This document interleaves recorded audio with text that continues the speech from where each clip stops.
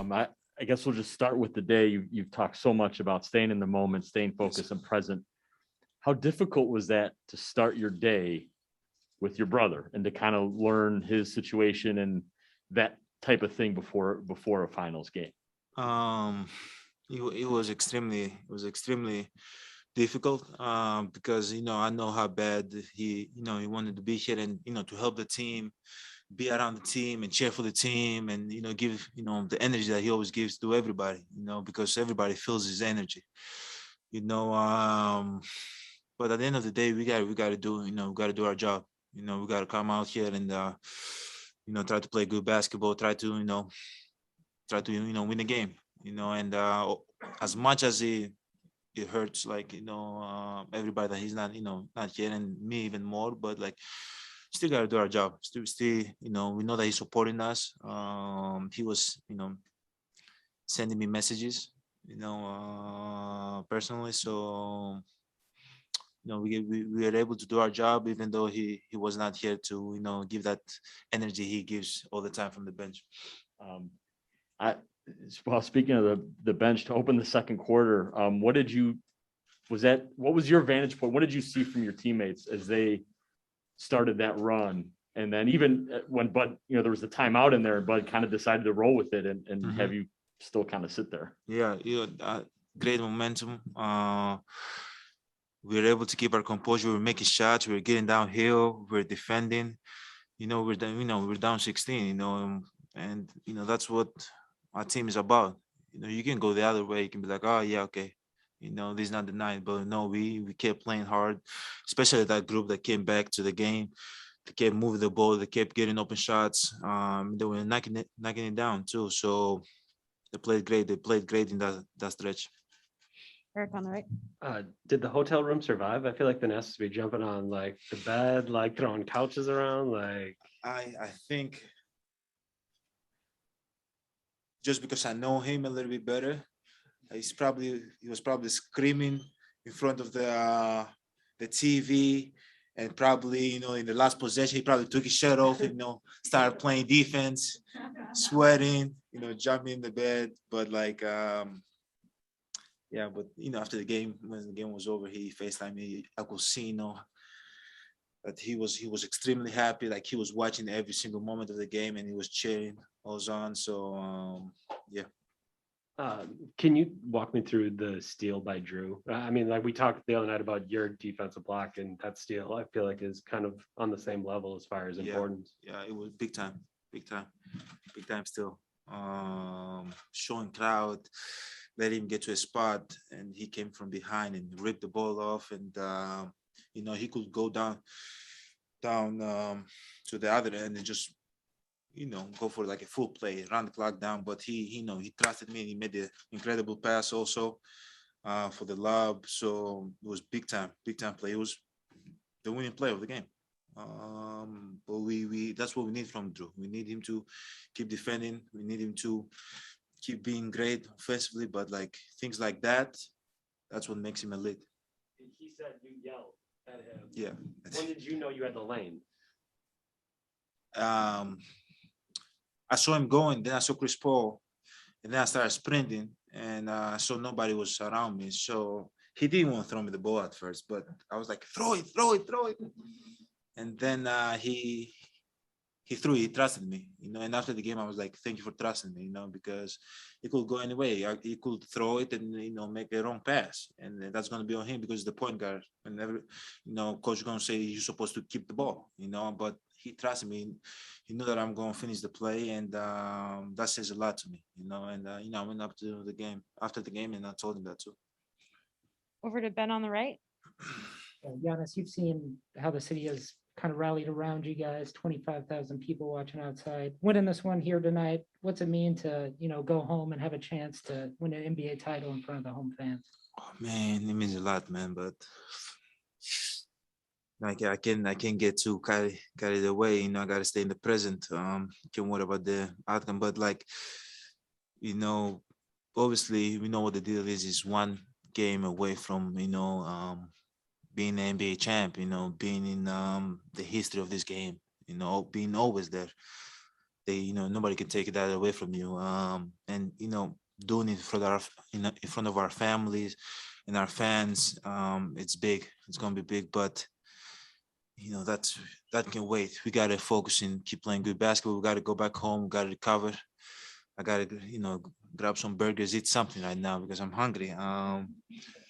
And then we gotta watch the clip and watch the clips and see what we did well, what we didn't do well, what can we do better, and the steps to it before the game, right? And if we do all those things right and we are disciplined, once the game started and we play good basketball, we have the energy of the fans because we know they're going to be loud, and we have an opportunity to win the NBA championship. It's going to be amazing to do it in front of our fans.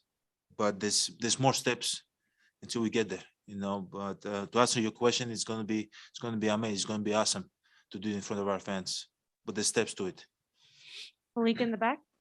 I have two for you, Giannis. The mental discipline that you're talking about of not focusing on the outcome, something that you've talked about, that you've worked on to kind of refocus and not necessarily be as outcome oriented. How much of a test is that now, one win away, for that process for you? It's a test. It's a big test, and you gotta enjoy the moment. Okay, we have to enjoy the moment. Like winning a game on the road, we have to enjoy the moment. But the job is not done. We have to all realize that, and we gotta stay in the present. It doesn't mean we're gonna go back home and win Game 6. Probably Phoenix thought the same thing. They're gonna come back home and win Game 5. Come to Milwaukee, try to win again. But we gotta stay humble. We gotta be in the present. We gotta stay humble as much as possible. I feel like when this team is humble, this team is very, very dangerous. And I think we play at our best when we are humble. So we got the steps to it, as I said. And when the game starts, we gotta take possession at a time. And hopefully we can be in a position to win the game. If we're in a good position to win the game, we have great closers in our team, Drew, Chris, me, that we have opportunity to win the game. And I'm just wondering the resilience that this team has showed, whether it was tonight being down big in a quarter, or if it's being down 0-2. Is that a learned behavior, or is that innate to learn as a team to be this resilient? I feel like we don't stop. I feel like I've been a part of different teams. Usually when you're down 15 or 16 or whatever, down 0-2 or whatever the case might be, you kind of stop. You kind of like kind of stop competing, in a way. But I feel like this team, we don't do that. We haven't done that all year long. I think I can't remember. I can't go that back, but like we keep competing, And as I said in the last press conference, like we didn't know we're gonna win this game. We could still compete until the last minute and still lose the game. But it's all about that. We don't stop. We keep coming, and this team does that so well. Even we down 0-2, we down 0-1, we down 16 points. We keep coming, we keep competing because we know the game is long, it's 48 minutes. And we always try to put ourselves in a position to win the game. That's all you can ask for. You go into a game, you don't know if you're going to win the game. But we know if we compete for 48 minutes, we are good.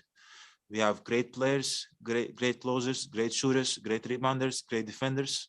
We have a great coach, and we know that we can put ourselves in a position to win the game. Sam in the middle. Two for you, Giannis.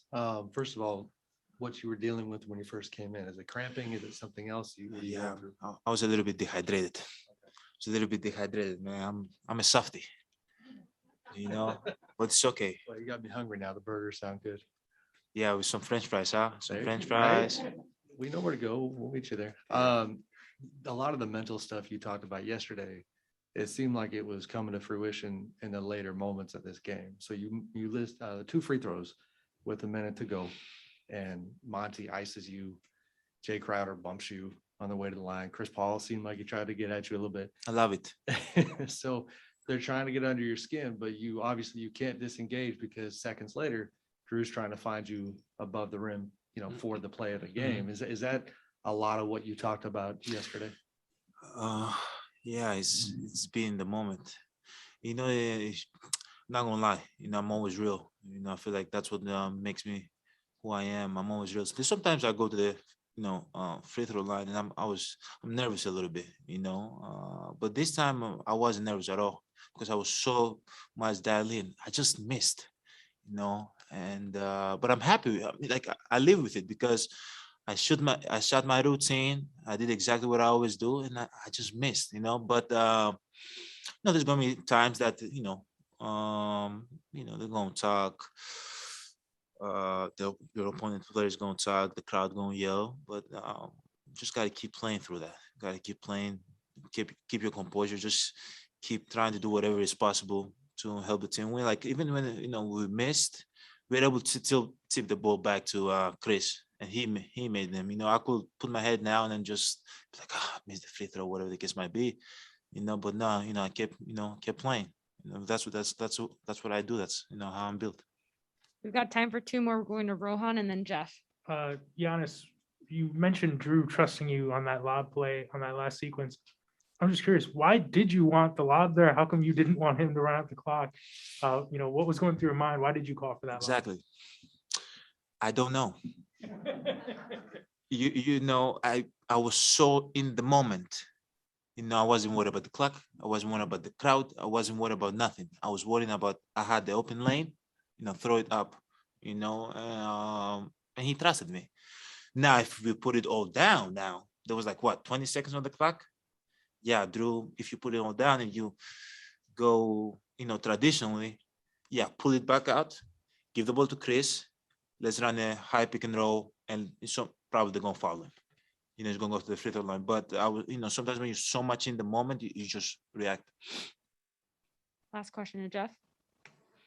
Giannis, you've talked a lot about trust during this series. This is Drew's first year with the team. What were the things that led to you trusting him, knowing that maybe if he has a bad night offensively, he contributes other ways? How did that trust develop there? And then maybe if you can describe what it takes for his defensive effort to do what he has to do on a nightly basis. Yeah, he takes a lot out of his body to do what he does in a nightly basis. Pick, the point guard up, full court, then bring the ball up, put the whole team in order, in position, execute, try to score, try to get downhill, try to find the open man. Like it's a lot, but we trust him that he can do that. But one thing, the great thing about Drew is that he can affect the game in a lot of ways. He can have an off night, but he can defend. Like game 4, he didn't have his best offensive night, but he was so good defensively. He got the steal at the end from Chris Paul, I think so, and he got the steal today too. He can affect the game in so many ways. And it says a lot. I love being teammates with him, and I hope moving forward we can be teammates for a lot of years.